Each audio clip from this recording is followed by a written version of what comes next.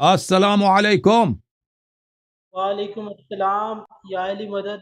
یا مولا علی مدد، یا مولا علی مدد. کیسے ہیں آپ؟ خیریت سے ہیں بھائی؟ آپ ٹھیک سب ہیں؟ اللہ پاک کے مولا کا بہت احسان ہے. اللہ پاک کا لاکھ لاکھ شکر ہے. آواز ٹھیک چلیں آ رہی بھائی، ہے علامہ صاحب؟ بہت زبردست.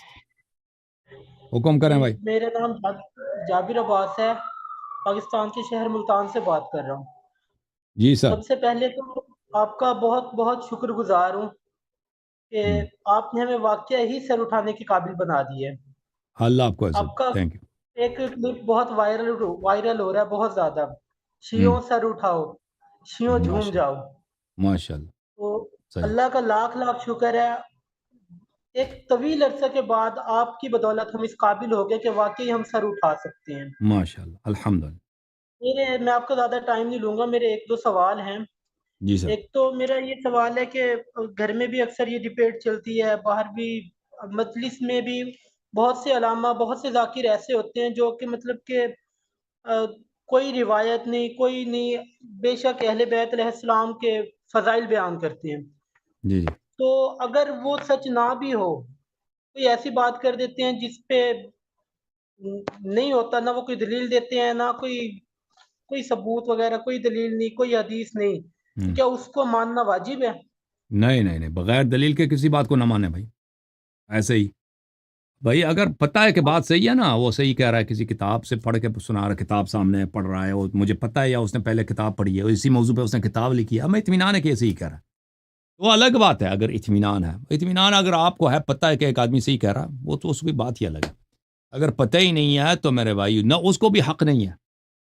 کسی ذاکر کو، کسی خطیب کو یہ حق نہیں ہے بغیر دلیل کے ایسے اپنے سے بناتے جائے. یہ بہت ہی شدید حرام ہے کہ انسان دین کے معاملات میں اپنے سے خیالات سے وہ کچھ بنا کے لوگوں کو پیش کرے. ٹھیک ہے نا؟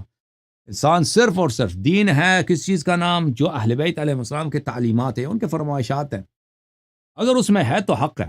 اگر اہل بیت علیہ السلام کا کلام نہیں ہے تو اس کو نہ کسی کو بولنے کا حق ہے، نہ دین سے نسبت دینے کا حق ہے، نہ اس کو ایکسیپٹ کرنے کا حق ہے، قبول کرنے کا حق ہے. ٹھیک ہے نا؟ تو اگر ذاکرین حضرات مثلا، وہ ان کا تو طریقہ کار ہی یہی ہے کہ نا، وہ اپنے سے بناتے ہیں، جوڑ جوڑ کے وہ بناتے جاتے ہیں. بھائی ان کا طریقہ کار بہت غلط ہے ذاکرین کا. وہ لیکن وہ یہ مشکل یہ ہے کہ ان کی تعلیم کا کوئی، وہ تو اپنی طرف سے محنت کرتا ہے نا، انہوں نے کسی نے ان کو سکھایا نہیں ہے نا. مشکل یہ ہے، وہ اس لیے تو نہیں کرتے کہ وہ اہل بیت علیہ السلام سے دشمنی ہو ان کو. وہ اس لیے تو نہیں کرتے نا، دشمنی میں نیت نہیں ہے. ان کا طریقہ کار غلط ہے، لیکن ان کا قصور نہیں ہے، کیونکہ ان کے تعلیم، ان کے تربیت کا، کہ مبلغین کی تربیت ہو. کوئی سسٹم شیعوں میں سسٹم ہے ہی نہیں بھائی. مدارس ہے کن کے پاس؟ علماء کے پاس. اس میں وہ تو اہل بیت علیہ السلام کی باتیں پڑھائی نہیں جاتی. کوئی ادھر جا بھی آئے نا کہ میں ادھر جا کے سیکھتا ہوں کہ حدیث میں اہل بیت علیہ السلام کے کیا فضائل ہے، ادھر تو وہ تو زندگی میں اس کو نہیں سکھائیں گے. تو یہ جو سسٹم ہے ذاکرین کا، اتنا اس میں قصور نہیں ہے. یہ قصور کس کا؟ یہ پورے ہمارے سسٹم کا قصور ہے، مرجعیت کا قصور ہے، علماء کا قصور ہے. ٹھیک ہے نا؟ تو اس کے اصلاح کا طریقہ کار یہ ہے کہ ذاکر برادران کی خدمت میں 10 عرض کرتا ہوں کہ میرے ذاکر بھائی، تم جو باتیں لوگوں کو سناتے ہو نا، پہلے اس کی دیکھ لو کہ کتاب میں کیا لکھا ہے. او بھائی، اگر آپ کی اس کی تقریر میں جذبات میں کمی آ جاتی ہے تو کوئی بات نہیں ہے. مثلا آپ جو آتش بیانی کرتے ہیں نا، اپنے سے اپنی باتیں جو بنا کر، اگر ہم حدیث پڑھیں تو اس آتش بیانی نہیں ہوگی، کوئی بات نہیں. اگر میں اللہ کے سامنے سرخرو ہوں، یہ تو بہت بہتر ہے. اور میری پاپولیرٹی 100% نہیں ہے، 70% ہے بھائی کہ نہیں؟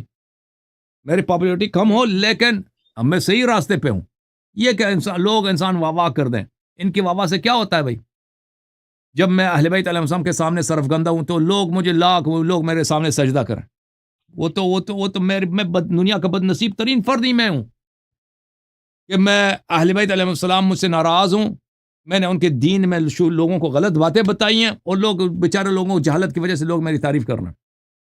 تو ذاکرین کی خدمت میں عرض یہ ہے کہ میرے ذاکر بھائی، اللہ آپ کو عزت دے. جو بھی چیز آپ، یہ ممبر ایک امانت ہے، امانت ہے امام زمان علیہ السلام کا، یہ امام جعفر صادق علیہ السلام کی امانت ہے، یہ رسول پاک صلی اللہ علیہ وسلم کی امانت ہے. اس میں خیانت نہیں کرنا، ہم نے کسی کو حق نہیں ہے. تو جو باتیں آپ نے کرنی ہے اس کو ڈبل ٹرپل چیک کریں بھائی، ڈبل ٹرپل چیک کریں بھائی. آپ ٹائم اپنا لے لیں، کتاب میں دیکھیں حدیث شریف میں کیا لکھا ہے. اگر اس مسئلے پہ اہل بیت علیہ السلام کا فرمان وہی ہے تو آپ بارہا کہہ دیں، بسم اللہ کہہ دیں. اگر نہیں لکھا ہے تو لوگ دعوت نہیں دیتے تو جہنم میں جائیں، لوگ دعوت نہ دیں. لوگ مثلا بڑی مجلسیں آپ کو نہیں ملتی، کوئی بات نہیں، مجھے چھوٹی مجلس سے ملے. شہر کے بڑے بارگاہ میں نہیں ملتا، شہر کے چھوٹے مجلس میں بارگاہ میں مجلس پڑھوں گا، لیکن صحیح پڑھوں گا. ٹھیک ہے نا بھائی، اس طرح ہونا چاہیے.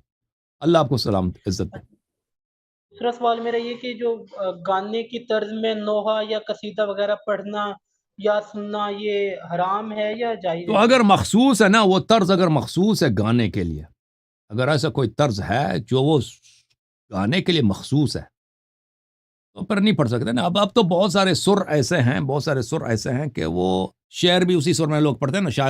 مشاعرہ جب ہوتا ہے، مشاعرہ آپ نے جی وہ شاعر بالکل. لوگ جو سر میں پڑھتے ہیں نا ترنم میں، وہ بھی وہی سر فلم میں بھی ہوگا، گانے میں بھی ہوگا، انڈین یا پاکستانی گانے، وہی سر آپ کو نوحے میں بھی ملے گا نا.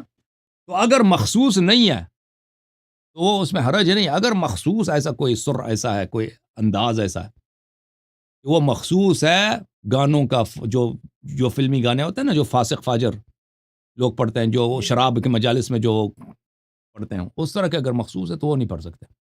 لیکن اگر مشترک ہے بھائی، شاعر بھی یہی پڑھتے ہیں، گاؤں میں بھی لوگ یہی پڑھتے ہیں، وہ فلم والوں نے بھی یہی اپنا انداز اپنایا، تو اس سے وہ حرام نہیں ہے.